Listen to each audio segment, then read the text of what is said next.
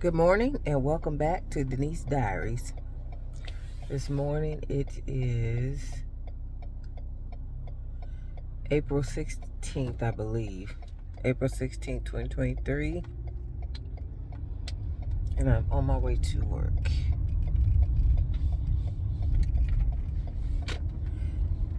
Making sure I don't waste my coffee. I still don't have a phone stand, so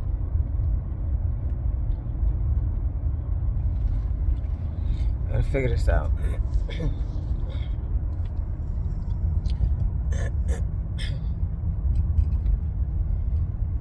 But good morning. You're gonna need drive for a hot second because we need to take a sip.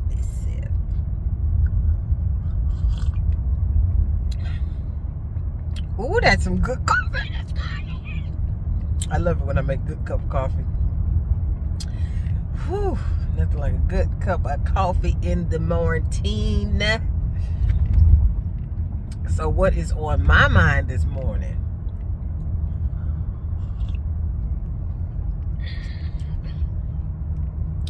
What's on my mind? Y'all, I'm an OG driver. OG! About to put this coffee in this cup holder. I'll be an OG crash driver.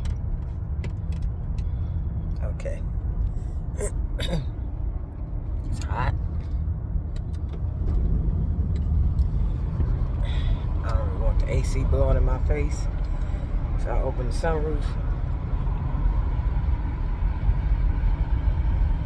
So what's on my mind this morning has been on my mind for a while.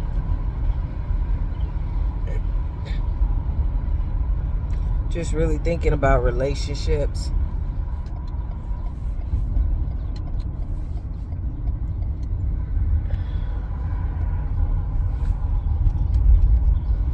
And oftentimes when I think in terms of analogies.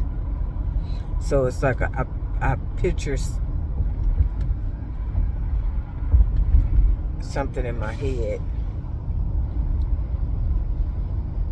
that's related that will bring home the point that I'm trying to communicate. And so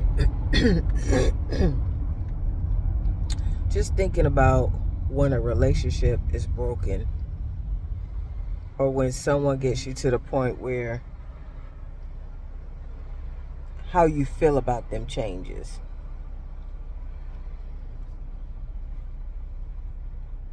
Permanently. Like this. Like if you have let's say a parent. And I use this analogy, I use this example before because I've talked about this a couple of times on my videos. I use the example of a parent that has abandoned a child. In terms of abandoning them for their own selfish needs. We'll say that. And as a child, you have a right to have an expectation of a parent. Because that person brought you in the world and they have a responsibility. They have a responsibility to you. Even if you're an adult child, you still, there's just an expectation because you only get one set of parents. So their position in your life is of the utmost importance. Like, it is really detrimental. And so when you're abandoned by them,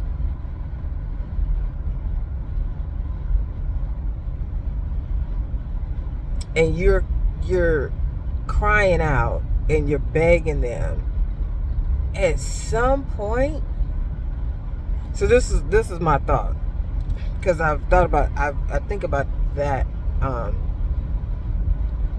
but my analogy my most recent analogy was how a crying anything, or not a crying, a dying anything is only going to cry for so long. Like if let's say if an animal is dying, or even if a person is dying, let's say they're calling for help before they die. If they're literally in the process of dying, they are only going to be able to scream out or cry out for so long. At some point, they're going to go silent.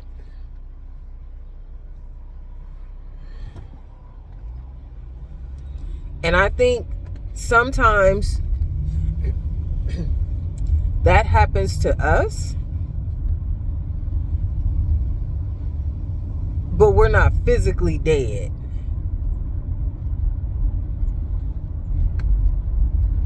In the relationship, we've died. And the other person, because they can see us, they don't really get that we passed on or moved on. You might physically be there, but emotionally, you moved on. And you can't replace them. Like, you can't replace a parent. Some things you just can't replace. You either can't replace or don't have the desire to replace. People need to know that they could kill you.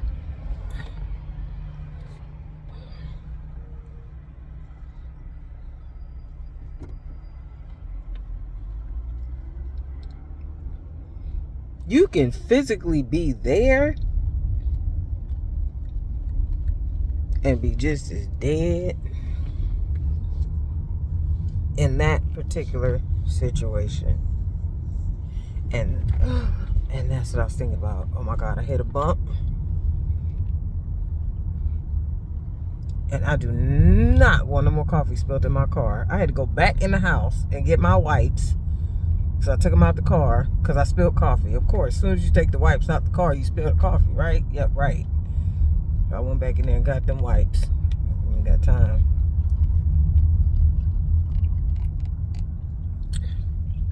I don't want my delicious coffee to get cold either. So that's one of the things I was thinking about. And I know people say, just forgive or let it go. And the reality is, like, you literally have let it go.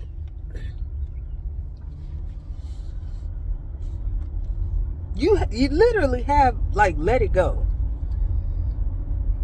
But I think sometimes people, they want you to let them off the hook, but still provide that person that they had before they committed the murder.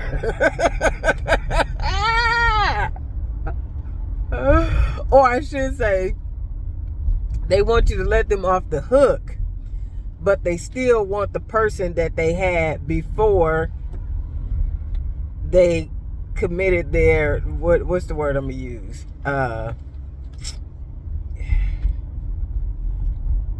Before they did whatever they did to cause you to be who you are. Like, you can't go back. It's like, you're not mad. No, we're not mad. Angry, like, well, maybe, perhaps. But perhaps. But that's not a regular basis. And I think it requires, like, healing over time. But I think that's for the individual to heal over time. I don't feel like that has anything to do with the relationship with the person. I just don't. I don't feel like in order for you to heal, per se, that means you need to give them back what they originally had.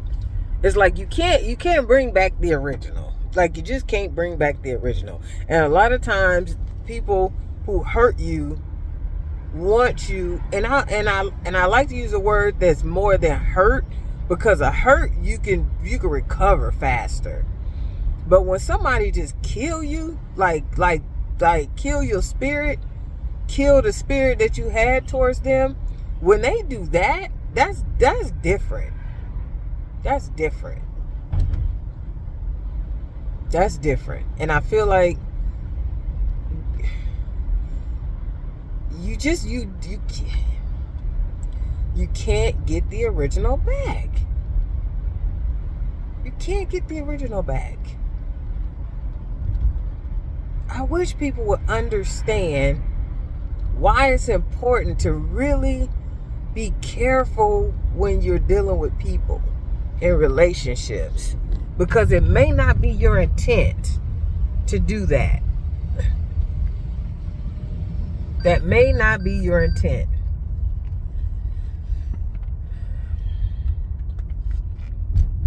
It almost always is not the intent if someone loves you. But when someone is self-absorbed, and when the person is crying out because the other person is so selfish, they can't hear it like they need to hear it, which is sad. And then it's just me and my interpretation, but part of not getting the original back is because oftentimes it seems like the want to mend the relationship only comes when that person feels like they need it. Like, now they feel guilty, or now they feel, or they're in need, and so they need the relationship. And so now that they need the relationship, now they want to bring the relationship back to where it was. So first off, the motive is a big problem,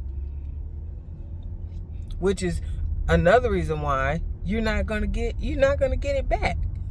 Is because now that relationship is hypersensitive. I'm watching my coffee when I hit these bumps. But now the person is hypersensitive. And so, I don't know if hypersensitive is the word, but it makes sense to me in what I'm trying to describe. It's almost like when you're a student or when you're a worker, and you want to always remain under the radar. The moment you start to grab the attention of the higher ups in the wrong way, now they looking at every little thing you do, and now you mad. Anybody told you to cuss somebody out, constantly be late, missing work, calling out less than 24 hours, like you calling out day of, now you got a real emergency, and now you mad because they reprimanded you? Like, come on. That's what I'm talking about. You done cut them and sliced them and dogged them out, and you done assassinated them, brought them back to life. Like, you done apologized, and you done did it again, and you done apologized, and you done did it again, and now you mad because now they gone. Like, they're not the person who you had, the innocence that you had, the authenticity that you had. It does not exist any longer. You don't deserve it. You earned exactly what you get.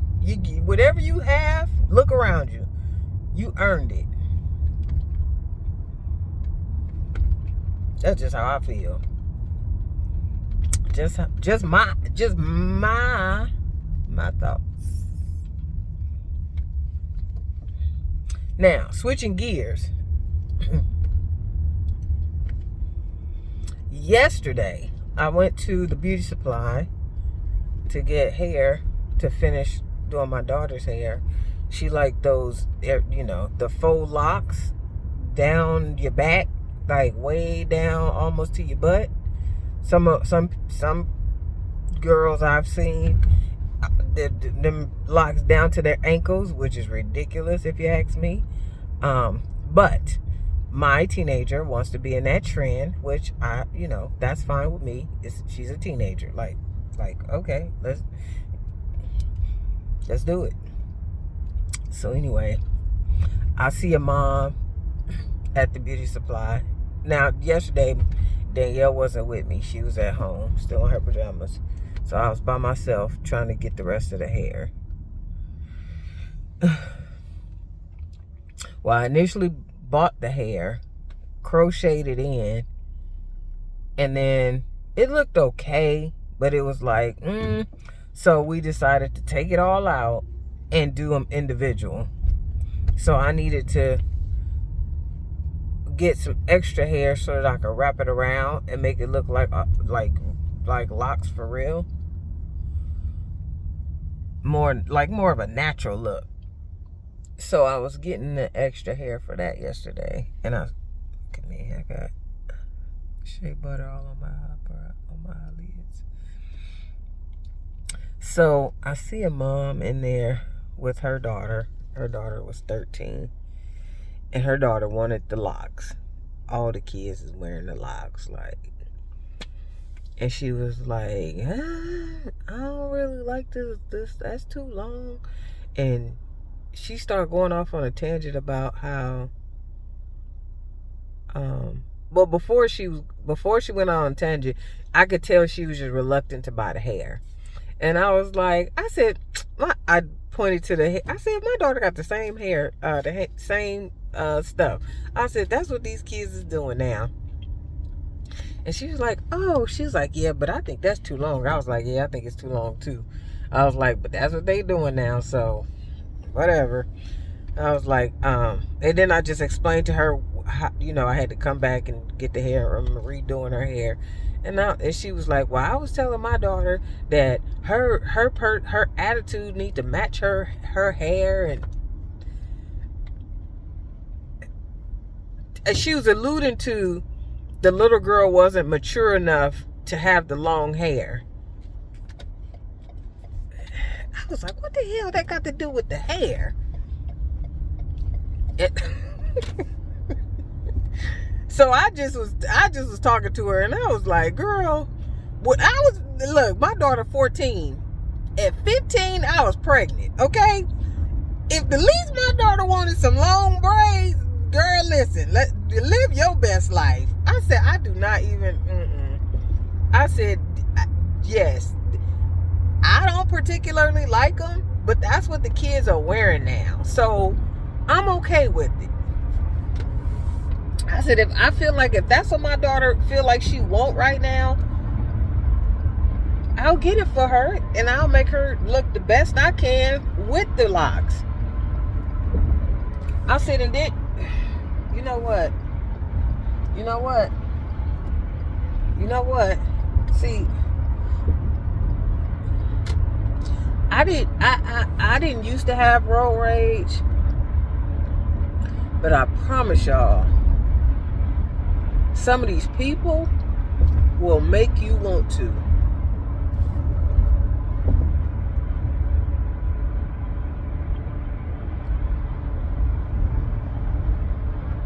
I'm not going to get on no soapbox about that right now.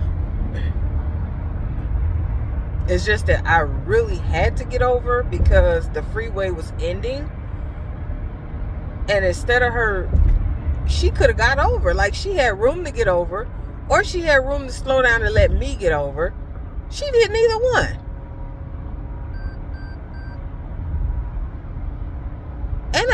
I do have my blinker on. Yeah, no, I did not put it on at the last minute. Anyway.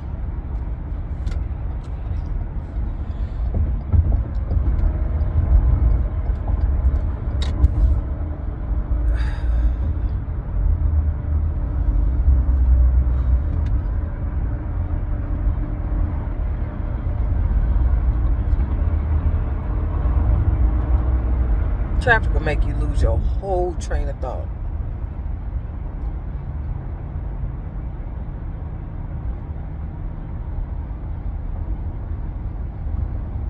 When I drive the speed limit.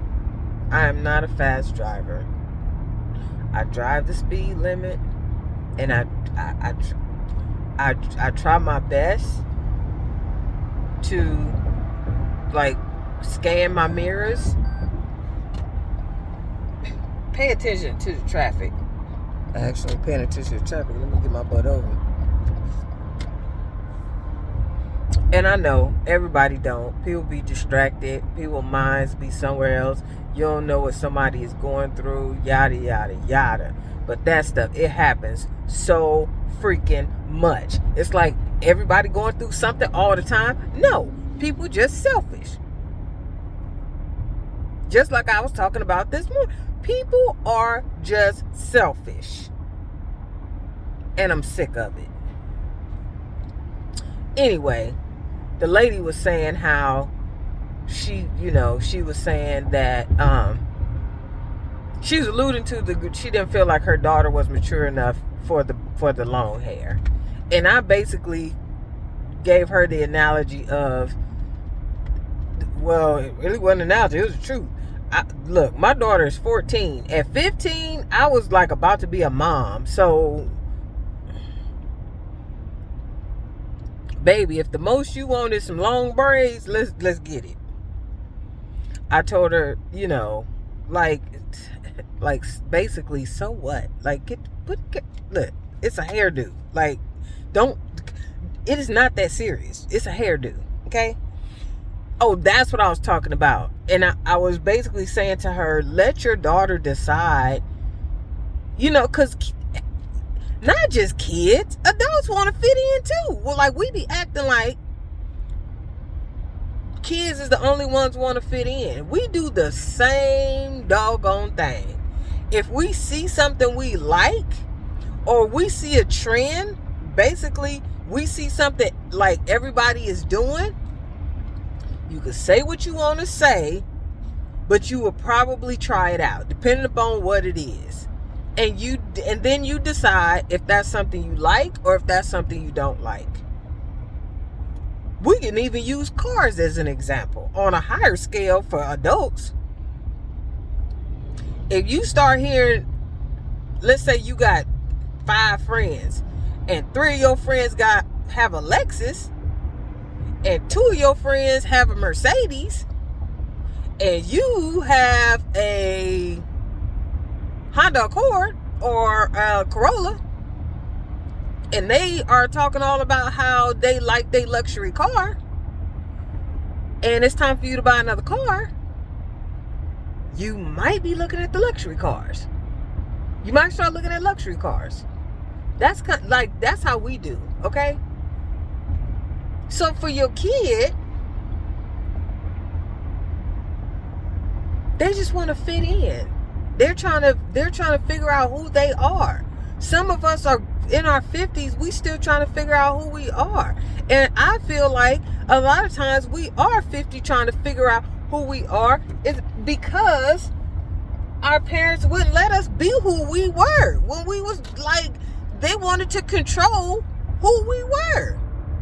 You gonna tell me who I am, or who I'm gonna be, instead of letting it organically manifest. I tell you I like to go skating, you tell me I'm finna go horseback riding. Like, that's what parents did and do. And then you wonder why you in your 50s trying to figure out who the hell you are. Listen, If my daughter feel like she wants braids, let's do it. Once she gets the braids, just like the locks, once I put all them locks in her hair, yes, it took time, and yes, I spent money. I spent good money on them locks. She was like, nah, I think I want them a different way. I'm not finna be fussing at her because she decided she want them a different way. That makes sense. I do the same thing. I will buy a whole entire what do you call that? Ensemble. The shoes, the purse, the outfit, like I'll put the whole thing together. It costs money. It takes time. And then I'll put it on and be like, I ain't feeling this. This don't really look right together. I think I need a different. I do the same thing. So why would I not expect my daughter to do it? She's me. Like, she's just a smaller version of me. But I'm not trying to make her be me. I'm letting her be her. I want her to live out her life. And I just be a tour guide. Like, I'm not trying to, like, no. I'm not trying to shield her from every single mistake in life. It doesn't work. First of all, it don't work. Second of all, they have the right to experience life the way they see fit. I'm not saying they got the right to do what they want to do. That's not what I'm saying. I'm just saying help guide them through life instead of controlling them through life. That's all. We need to start having a relationship with our kids in such a way that they want to follow our lead. So anyway, and I shared with the lady that I have 2 adult daughters and I have a 14-year-old. So basically, been there, done that, got a t-shirt and a hat. I was a teen mom. I've already raised 2 daughters, so I kind of know what I'm talking about. And when I said that, she kind of like, her shoulders kind of like, okay, I can't listen to her. I be like we be, now, I be saying all of that, but it's not something that just came natural for me. It did not. I learned from my first 2 daughters. I learned, I be who my adult daughters, I am who they need me to be. I am not, my relationship with them is not wait, let me say it. I be who they need me to be. I don't be who I think I should be. Like, I don't be like, you know, I don't try and lord over their life, or I don't try and, if they come and tell me about they baby daddy or they living situation or whatever they're going through, I do not just insert myself into their situation because I know the answer. Like, ooh, I know the answer. They're not looking for the answer. Sometimes they looking for an ear. They're not always looking for an answer. They looking for an ear. So if they looking for an ear and you give them an answer, like, come on. And you be like, if you one of them people that's like, well, okay, but how is that serving you in your kids' relationship? How's that serving y'all relationship? Ask yourself that question. No, I be who they need me to be. My daughter will call both of them, my adult daughters, even my baby, even the baby. My baby will say, Mama, what you think about this? But my adult daughters will say, they will start off saying, Mama, I need your advice. Now, when they say, Mama, I need your advice, now it's time for me to give them the answer. Ooh, I got the answer. I don't always have the answer. I do not always have the answer. And if I don't have the answer, then I'll just encourage them. I just switch over to I encourage them. Because if I don't have the answer is within them. Because they know their entire situation. Because sometimes people will tell you stuff, but they won't tell you the whole story. So sometimes you got to help people to find the answer within themselves. But speaking to that lady, she told the little girl, she said, "What's your name?" I said, "Denise." She told the little girl, her little daughter, she said, tell Miss Denise thank you, because of Miss Denise, I'm gonna let you get this hair." I was thinking to myself, I was like, you know what? I'm starting to think that I have a gift for parenting. I really am. You know how they say, whatever you do effortlessly, that is your gift. And I'm really starting to feel that way, because I literally have people asking me for advice when it comes to parenting their daughter.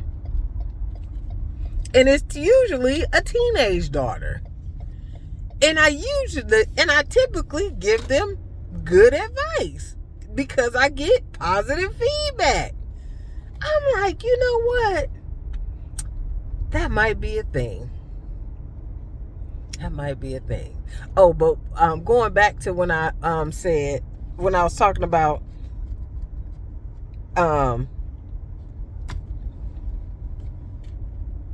because I was a teen mom is not the only reason why I think I do a good job with parenting. I think the other components to that is I'm a motivational speaker and a life coach. Okay? So that just means I got certified, but that also means that I have worked on personal growth and development. That's what that means. I've worked on personal growth and development. So in working on personal growth and development, and particularly honing in on leadership skills, along with analyzing raising my first two daughters, is what has helped me to be the mom I am today with my daughter. I be telling her, I be like, girl, you got the new and improved Denise. Because the mama, them first two got completely different woman. It was, I gotta get ready to go. But it was really, I parented out of fear because I was so fearful of their life turning out like my life. Being a teen mom, going through the struggle that I went through. And all of that fear did not prevent anything. If anything, it made everything, it did exactly, they followed exactly in my footsteps, just about. All of that fussing and cussing and whooping and punishments and headaches and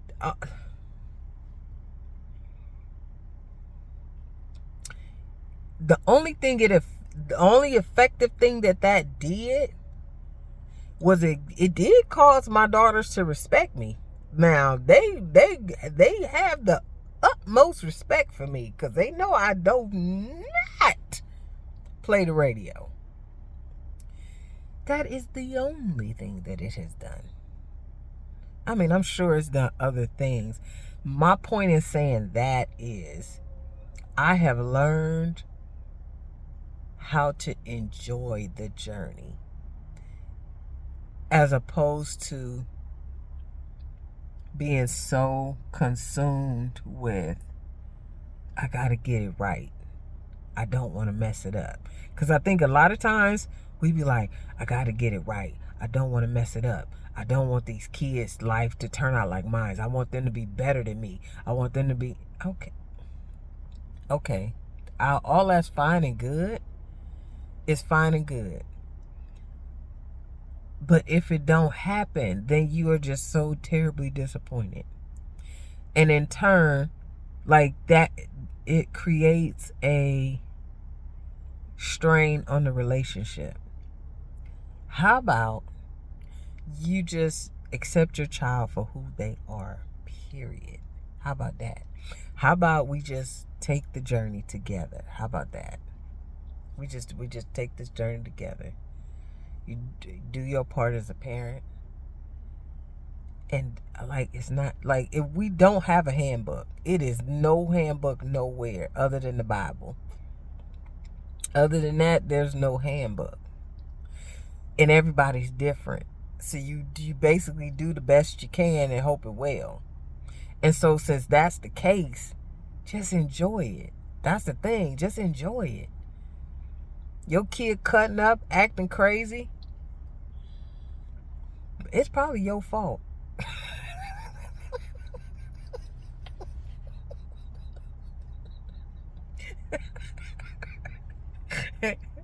And I talk about that on another day. But I'm going to leave y'all with that. Y'all be fussing and cussing, talking about how your kids acting crazy and all of that. One of the problems is, one of the things I learned when my youngest came, listen, one of the things I learned is to minimize influences. When Danielle did not, she didn't go stay with family, and now, one, we don't have really have family out here. But one of the things I learned, all that dropping off at grandma's house, dropping off at auntie house, I don't care what you say, I don't care. Because what it is, and I'm gonna have to leave in a hot second, but they don't have to be bad people. But you have to realize that when your child's brain is developing, when their personality is developing, and you're exposing them to different influences, personalities, routines, like everybody, they run their house different, they talk different, they eat different, they interpret different. They, like, when you dropping them off and they're exposed to all of that, you don't know what somebody could come over there. You don't know what they're saying. You don't know what they're doing. You don't know where they're going. You don't know what. And that's not being controlling. I'm talking about when they little. Because we don't realize that when they little is when it count. It ain't when they get to be a teenager. You late, baby. From birth to about 7, I guess I could say. From birth to about 7. That's 7 years. What have they been doing for 7 years? What did their life consisted of in 7 years? What have their diet consisted of in 7 years? That's what you get at 15. Okay? Think about your behavior. Think about your relationship with their dad, or your relationship with other people. They're watching that. And the kid that don't talk, you got 2 ears and 1 mouth. If they not talking, they listening. So, I'm going to leave that there. That's why I was like, it's your fault. We got to pay attention. We don't be paying attention. We be overwhelmed and stressed out and be like, we just need a break.